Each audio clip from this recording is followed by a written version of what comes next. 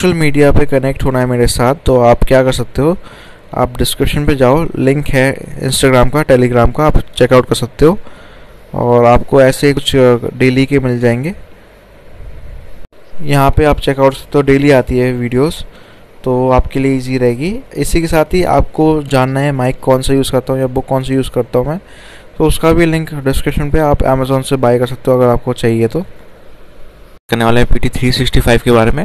यहाँ पे हमने मोस्टली जो कवर कर लिया था वो बहुत सारी मिनिस्ट्री कवर कर ली थी, और लास्ट आई थिंक जो हमने कवर करी थी वो मिनिस्ट्री ऑफ माइनॉरिटी अफेयर्स थी जो 25 थी।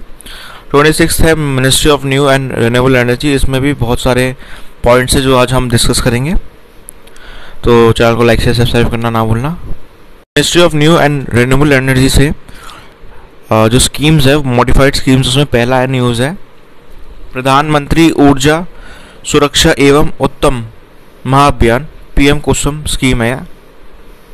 इसका ऑब्जेक्टिव क्या है? ये फाइनेंशियल और वाटर सिक्योरिटी प्रोवाइड करती है फार्मर्स को। बजट 2020 से 2021 में ये कवरेज एक्सपैंड करा गया, जिसमें जो स्कीम है इसके अंडर जो फार्मर्स हैं उनको इनेबल करती है कि वो सेटअप करे सोलर पावर जनरेशन कैपेसिटी उनके बैरन लैंड में, और वो सेल आउट करे अपने सारी चीज़ें। इसके अलावा 20 लाख फार्मर्स को प्रोवाइड करा जाएगा स्टैंड अलोन सोलर पंप्स। और लास्ट पॉइंट है इसका कि जो 15 लाख फार्मर्स हैं उनको हेल्प करा जाएगा सोलराइज करने के लिए their grid connection pump sets. Features की बात करें तो यहाँ पे बहुत ही इम्पोर्टेंट है फीचर्स, क्योंकि ये ऐड करता है सोलर कैपेसिटी 30 गीगावाट की बाय 2022। ओरिजिनल टारगेट था 25.7 गीगावाट। 3 कंपोनेंट में डिवाइडेड है। कंपोनेंट ए है installation of decentralised ground mounted grid connection renewable power plant. Second है installation of stand alone solar powered agriculture pumps. और third है solarisation of grid connected agriculture pumps. तो जैसे आपने component ए में देखा, उसमें ये रिन्यूएबल पावर प्लांट सेटअप करेंगे। इसकी कैपेसिटी होगी 500 से लेके 2 मेगावाट तक, 500 किलोवाट और 2 मेगावाट। और ये individual farmers, cooperatives, panchayat, FPO setup करेंगे बैरन लैंड पे, या कल्टिवेटेड लैंड, या पैस्टर लैंड, या मार्शी लैंड, जिसको रिन्यूएबल पावर जनरेटर के नाम से भी जाना जाता है। पेनल्टी नहीं होगी RPG शॉर्टफॉल्स की सोलर पावर जनरेशन, जो कि minimum prescribe capacity utilisation factor पे होगा। प्रोजेक्ट जो स्मॉलर है 500 किलोवाट से, वो अलाउड है। पहले अलाउड नहीं थे कुछ स्टेट्स के बीच में, क्योंकि वो इशू था एक। और ये जो रहेगा वो टेक्नो कमर्शियल फिजिबिलिटी की बेसिस पे रहेगा। पावर जनरेट जो होगा परचेज होगा डिस्कॉम के थ्रू फेड पे। टैरिफ डिटरमिन्ड होगी respective SCRC। Performance based incentive मिला जाएगा ₹0.40 पर यूनिट फॉर 5 ईयर्स, जो कि डिस्कॉम प्रोवाइड करेंगे। कंपोनेंट बी की बात करें तो यहाँ पे इंडिविजुअल फार्मर्स को सपोर्ट करा जाएगा कि वो इंस्टॉल करें स्टैंड अलोन सोलर पंप्स, जिसकी कैपेसिटी होगी 7.5 हॉर्स पावर की। और यहाँ पे मैंडेटरी यूज़ होगा यहाँ पे इंडिजीनियस मैन्युफैक्चर सोलर पैनल्स की। तो आत्मनिर्भर भारत भी सपोर्ट होगा इससे, क्योंकि इंडिजीनियस है। और यहाँ पे इंडिजीनियस सोलर सेल भी होगा, तो ये अच्छी बात है। सेंटर स्टेट शेयर करेगी 30% पंप कॉस्ट की। फार्मर प्रोवाइड करेंगे रिन्यूएबल, रिमेनिंग जो 40% है वो यूज़ कर सकते हैं, और 30% जो है एक्सेस होगा बैंक लोन की तरफ से। कंपोनेंट सी की बात करें तो इंडिविजुअल फार्मर्स सपोर्ट करेंगे कि वो सोलराइज करें पंप्स को, जिसकी कैपेसिटी 7.5 हॉर्स पावर हो। Ministry of new renewable energy retain करेगी 33% eligible service charges, nationwide information education communication activities IEC activities. Recent changes क्या है इसको देख लेते हैं, इम्पॉर्टेंट है। टारगेट जो स्कीम का है वो एनहांस कर दिया गया है। कंपोनेंट सी को रिस्ट्रक्चर कर दिया है, शिफ्ट कर दिया है फोकस अपना सोलराइजेशन एग्रीकल्चर फीड्स पर इंस्टेड ऑफ पंप्स। अब तक फार्मर्स को जो मिला है पैसा वो 60% फाइनेंशियल असिस्टेंस मिला है, जो कि इक्वली शेयर्ड है सेंट्रल स्टेट के बीच में फॉर सोलराइजिंग एग्रीकल्चर पम्प्स। इसका मतलब है जो 40% है वो फार्मर्स को देना पड़ेगा, 60% आपको सेंट्रल या स्टेट जो भी इक्वली शेयर करके वो डिवाइड करके दे देगी फार्मर्स को। ये अभी सिर्फ पॉइंट्स में है। सेंटर बेयर करेगी 30% कॉस्ट बिल्डिंग का स्मॉल सोलर पंप्स पे, सप्लाई करेगी इलेक्ट्रिसिटी फीडर को, बैलेंस जो 70% है वो स्टेट डिस्कॉम्स देखेगी। ये ऑब्विएट करेगा जो फार्मर्स की नीड है और रिप्लेस करेगा एग्जिस्टिंग पंप्स विलेजेस में सोलर पंप से, तो रिन्यूएबल एनर्जी इससे और बढ़ेगी। इसी का दूसरा न्यूज़ है, सब न्यूज़ है, अदर न्यूज़ जो है यहाँ पे grid connected rooftop solar programme phase 2। तो गवर्नमेंट ने कुछ इशू करा है एडवाइजरी स्कीम्स पे कि कोई जो वेंडर्स है, कुछ वेंडर्स चार्ज कर रहे हैं बहुत ज़्यादा प्राइस डोमेस्टिक कंज्यूमर से, जो रेट प्रिस्क्राइब्ड है डिस्कॉम से उससे ज़्यादा कर रहे हैं। ऑब्जेक्टिव क्या है इसका ग्रिड कनेक्टेड रूफटॉप सोलर का कि वो अचीव करे cumulative capacity of 40 gigawatt by the year 2022। और ये किसके थ्रू करे? ग्रिड कनेक्टेड SRT सिस्टम के थ्रू। और ministry of new renewable energy ने इसको लॉन्च करा था। और इम्प्लीमेंटिंग एजेंसी कौन सी है? डिस्कॉम, डिस्ट्रीब्यूशन कंपनीज जो है। डिस्कॉम्स कंपनसेट होती है एडिशनल एक्सपेंडिचर की जो इंकर्ड होती है इम्प्लीमेंट कर रही है प्रोग्राम को। कॉम्पोनेंट की बात करें तो यहाँ पे कॉम्पोनेंट ए में फेज 2 में सेंट्रल फाइनेंशियल असिस्टेंस जो होगा रिटेनल रेजिडेंशियल यूजर्स के लिए होगा, जो कि रीस्ट्रक्चर कर दिया था 2019 में। 40% जो है बेंचमार्क कॉस्ट जो SRT सिस्टम का होगा उसमें कैपेसिटी 3 किलोवाट की होगी जो कि CFA प्रोवाइड करेगा। 20% बेंचमार्क कॉस्ट जो SRT सिस्टम की होगी उसकी कैपेसिटी 3 किलोवाट से लेकर 10 किलोवाट तक का होगा जो CFA प्रोवाइड करेगा। 20% जो 10 किलोवाट कैपेसिटी पर हाउस है या क्यूमुलेटिव कैपेसिटी 500 किलोवाट है CFA, वो ग्रुप हाउसिंग सोसाइटीज़ और रेजिडेंशियल वेलफेयर एसोसिएशन के लिए होगा। CFA एलिजिबल नहीं है, अवेलेबल नहीं रहेगा सॉरी आपका अदर कैटेगरीज के लिए, जैसे एजुकेशन हो गया, इंस्टीट्यूशन हो गया, सोशल, गवर्नमेंट, कमर्शियल, इंडस्ट्री, इन सब के लिए नहीं होगा। कॉम्पोनेंट बी क्या है? परफॉर्मेंस बेस्ड इंसेंटिव प्रोवाइड करा जाएगा डिस्कॉम्स का। इनिशियल कैपेसिटी जिसकी रहेगी 18 गीगावाट की। ये SRT कैपेसिटी पे होगा और अचीव होगा फाइनेंशियल ईयर पे और बढ़ता रहेगा इसकी बेस कैपेसिटी। नेक्स्ट जो न्यूज़ है वो है Jawaharlal Nehru national solar mission. ये भी इंपॉर्टेंट है। ये सेंटर ने बड़े सारे स्टेप्स लिए हैं कि वो अचीव करें टारगेट्स जो सेटअप करें।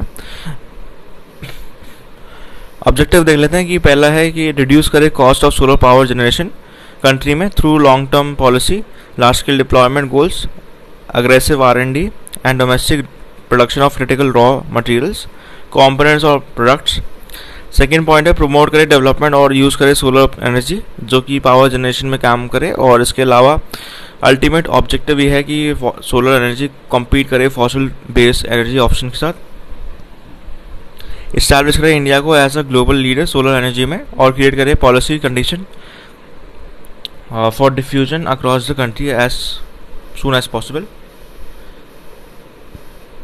टारगेट की बात करें यहाँ पे टारगेट पहला है कि क्रिएट करे 100 गीगावाट, बट इससे पहले का टारगेट था 20 गीगावाट का सोलर कैपेसिटी 2020 तक हम क्रिएट करें 100 गीगावाट। और इन्वेस्टमेंट जो होगी 6 लाख की होगी, 6 लाख करोड़ की।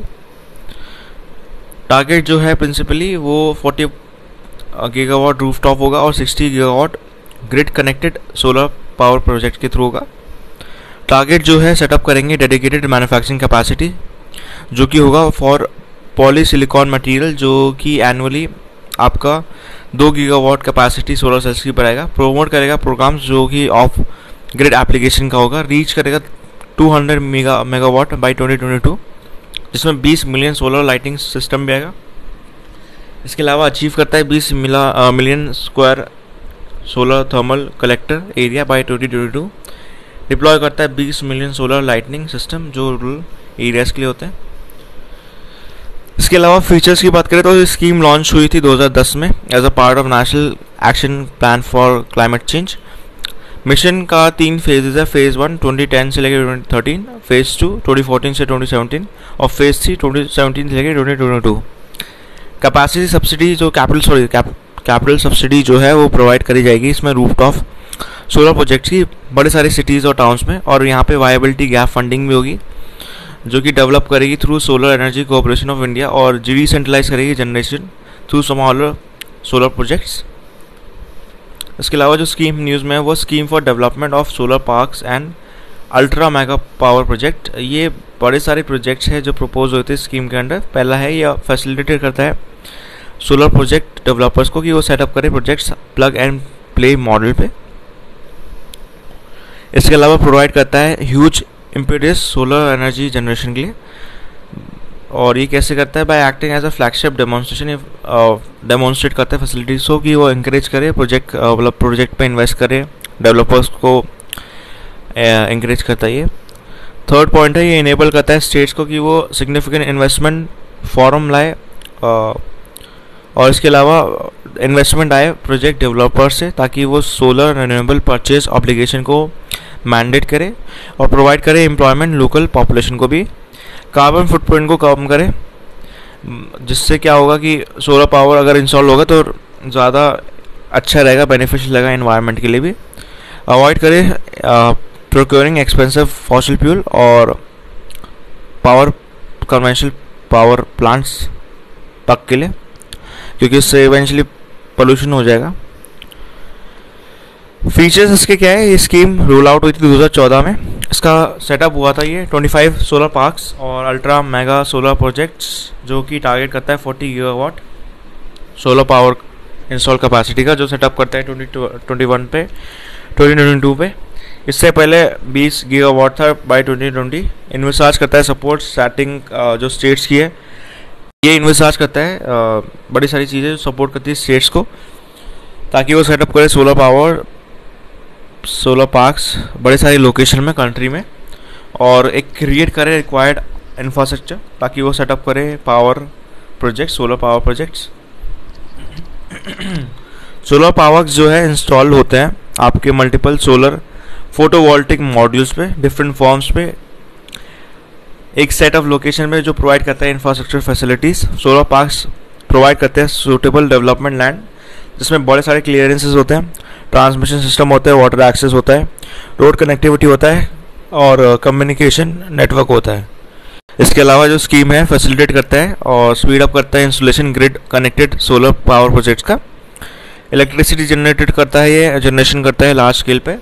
कैपेसिटी जो सोलर पावर्स की है वो 500 मेगावाट तक की रहेगी, इससे ज़्यादा भी हो सकती है।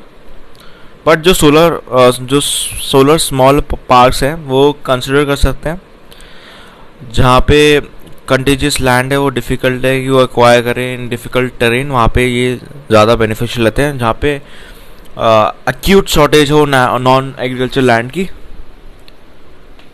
इसके अलावा जो सोलर पार्क्स हैं वो डेवलप हुए हैं विद कोलैबोरेशन स्टेट गवर्नमेंट और उनकी एजेंसीज, CPSUs और प्राइवेट एंटरप्रेन्योर्स। इम्प्लीमेंटिंग एजेंसी जो है सोलर पावर पार्क डेवलपर है। इसके अलावा जो फाइनेंशियल असिस्टेंस की बात करें तो सेंटर ने फाइनेंशियल असिस्टेंस पैटर्न दिया है जिसका नाम है CFA, इसको शॉर्ट फॉर्म है सेंट्रल फाइनेंशियल असिस्टेंस का CFA। वो है 25 लाख पर स्क्वायर सोलर पावर पार्क, जो कि प्रिपेयर करता है डिटेल प्रोजेक्ट रिपोर्ट।